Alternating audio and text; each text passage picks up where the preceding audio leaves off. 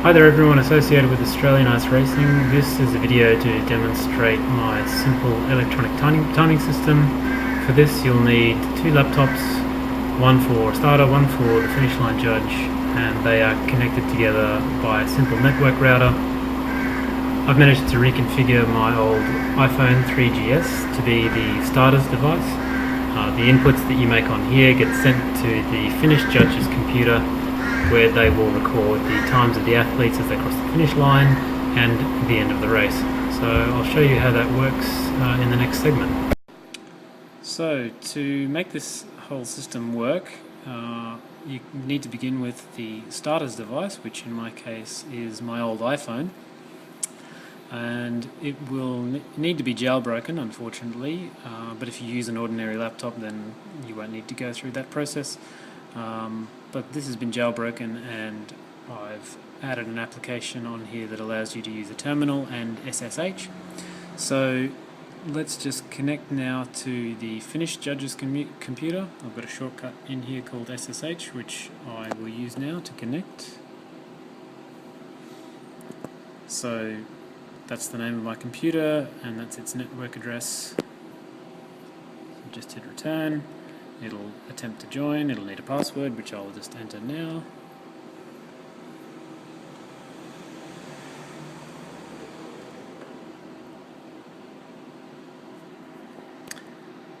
And there you go, it's joined up. So the next critical step in this process is you need to make sure that the display is output on the finish judge's computer. So then I've got a shortcut again for that too. That's called remote display, so I'll just click on that, and you can see what that does. It just says if it'll focus.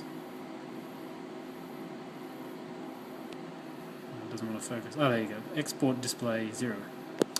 So just click on that, and that's it. Now everything that you do on here will be sent to the finish judge's computer, which is up here. So now all we need to do, since we are connected to the finish judge's computer, we just need to find the directory in which the timing program is located. So we just go CD. I've called mine race timing program. It's in a folder called race timing program, and once you're in there you just need to run a shell script called race program open terminal.sh. So when you hit return, that's the start of the race. What will happen is a terminal will pop up on the finish judge's computer.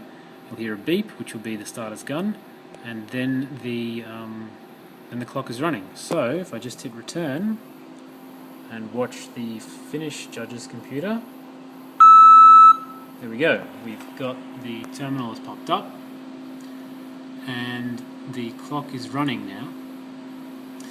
So what you have to do, once the terminal has popped up and the clock is running, when an athlete crosses the finish line, all you need to do then is hit enter, and you'll see their time will pop up here.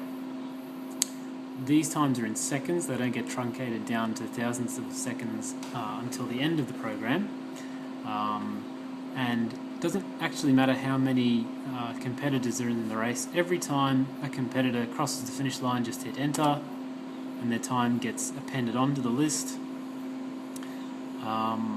and you can just keep going regardless of how many competitors there are.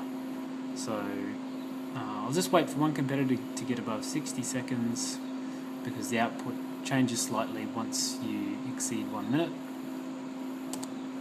So there we go. Once you're confident that all the competitors have finished their race, just press C and then hit enter, and there you go, everything is compiled nicely. Finisher 1, 21.3, and their finisher 4, even though their time up here says 62 seconds, it's been converted down into 1 minute 2.33 seconds.